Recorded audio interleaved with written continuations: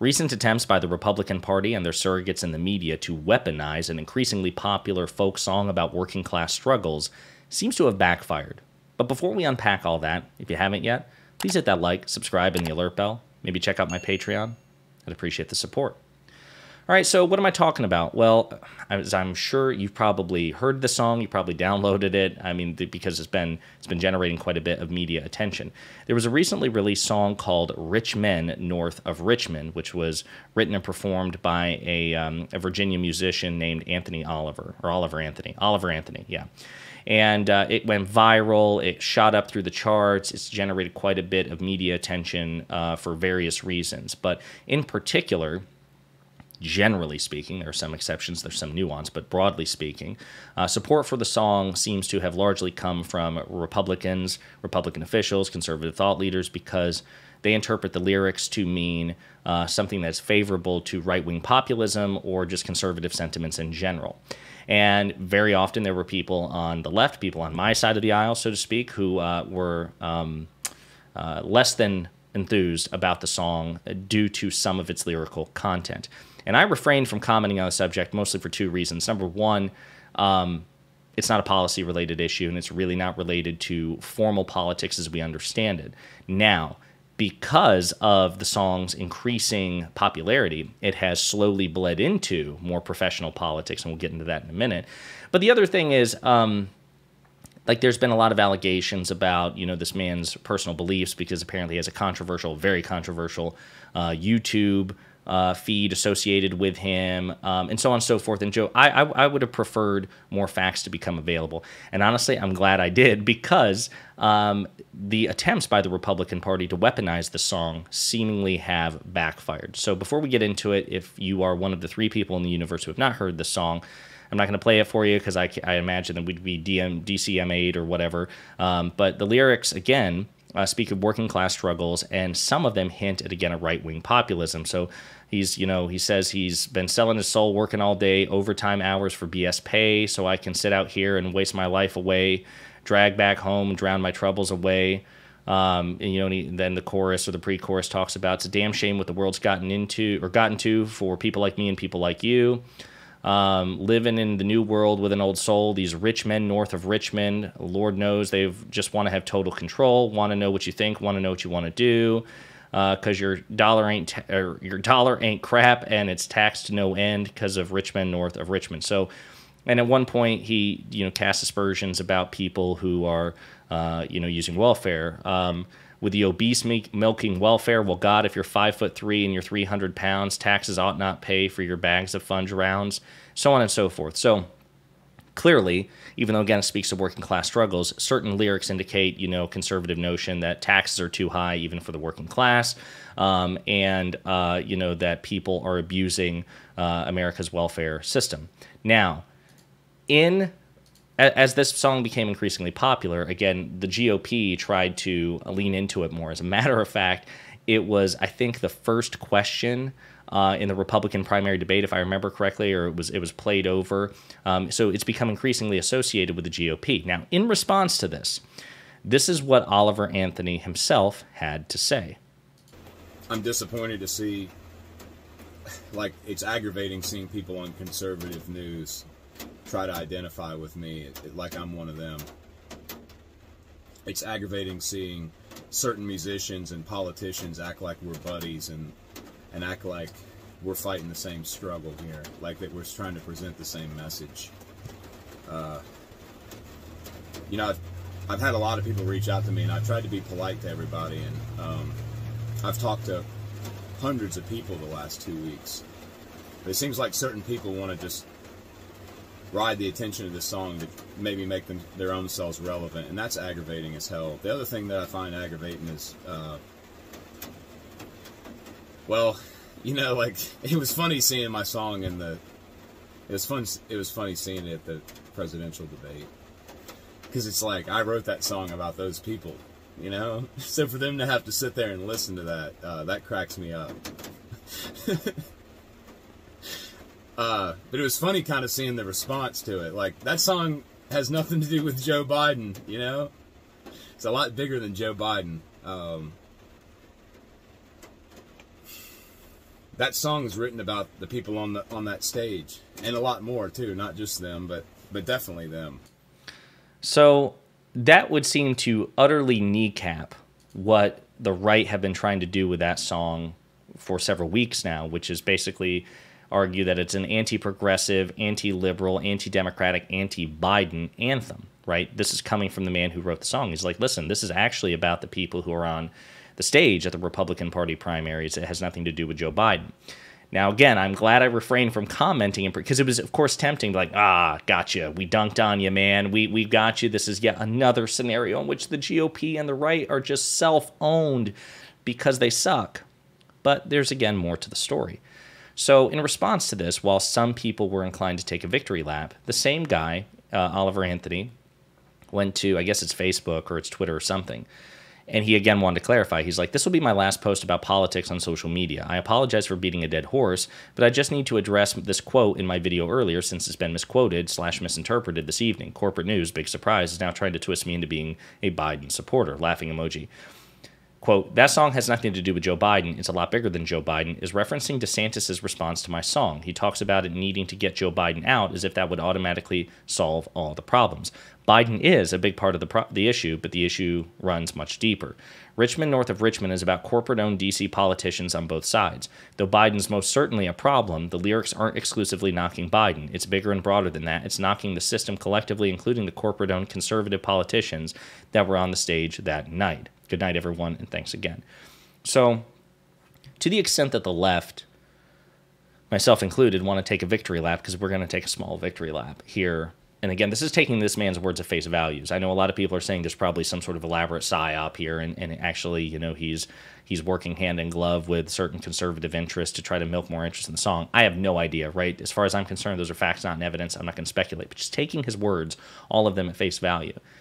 There is enough of a victory lap here to say that the right's attempts to try to own this song as validation for their beliefs and their values and their policies, that was radically overstated by them. So they did step on a rake here. They did faceplant. And it's okay to laugh and point fingers at Fox News and the Republican Party politicians and candidates running for president and conservative thought leaders who were like, see, this guy's one of us, and ha ha ha, you know, suck at that, you know, progressives and Democrats, etc. and so forth. It's okay to mock them for it.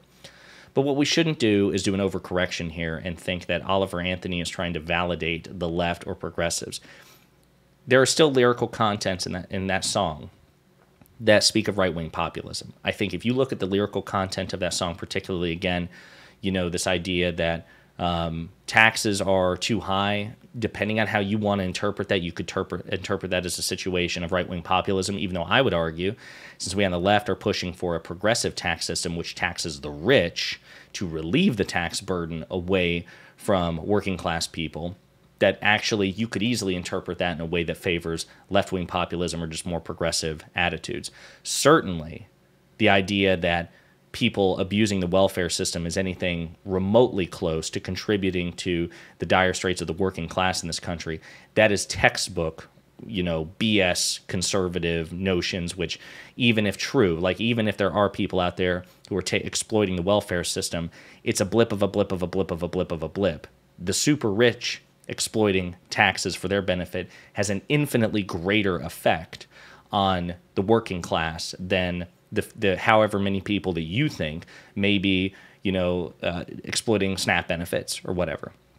So there's a really good article that was released like maybe 9 or 10 days ago in the Intelligencer in New York Magazine, written by Eric Levitz, and it was like Oliver Anthony and the Incoherence of Right-Wing Populism. And even though that's kind of a blunt title, he doesn't really go ham on Oliver Anthony in this article. It's really, really good. He doesn't insult him or whatnot. He doesn't assume any of the conspiracy theories about them. But he goes through the lyrics and he analyzes where that the gestures towards right-wing populism and conservatism in this song is actually indicative of the broader problem that the right wing in this country are much more responsible for the circumstances, the persistent circumstances that Oliver Anthony and the working class in this country toil under, right? And I've said this before. Not that the left doesn't have its issues, not that Democrats have all the answers, not that blue states or blue cities are perfect, hardly, right?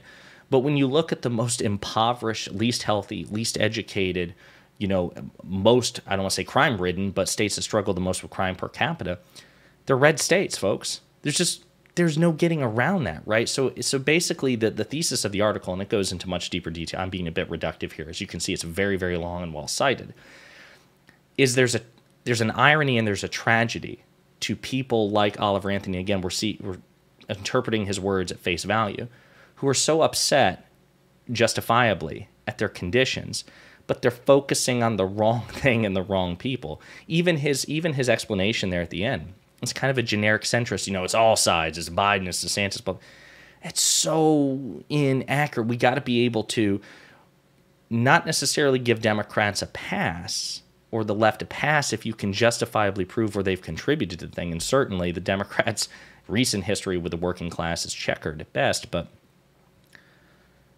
if you're going to be upset as somebody in Virginia or West Virginia or Alabama or Mississippi or whatever about the working class conditions under which you toil, you may want to look at the conservative policies, right? Because the conservative policies are not about expanding tax cuts, or relieving the tax burden from poor and middle class. I mean, my God, look at Donald Trump's 2017 Tax Cuts Act, right? The vast majority of the benefit of those tax cuts went to the uber rich, people who didn't need that relief, right? Who were doing just fine, who would, by the way, continue to do incredibly fine, even under like a progressive tax system as proposed by AOC and Bernie Sanders. Believe it or not, I know a lot of people say, oh, these are socialist, communist, Marxists.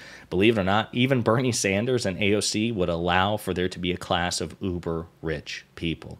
People would still be able to get rich in their idealized country, right? So the thing is, though, it would shift the burden, the tax burden, on people who could much more easily, nigh effortlessly, assume that burden than people like Oliver Anthony, than people in the working class, the middle and lower classes.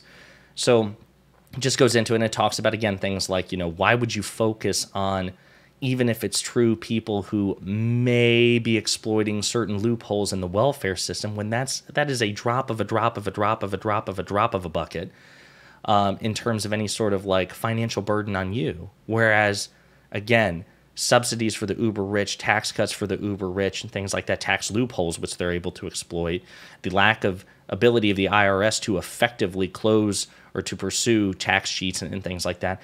That's where the problem is, man. So anyway, I would definitely encourage you to check out that article, again, it's written by Eric Levitz in the Intelligencer. It's called Oliver Anthony and the Incoherence of Right-Wing Populism. And man, I've rambled about this for like 14 minutes. Sorry, but there was just like 3 weeks worth of like, stuff going on with the song.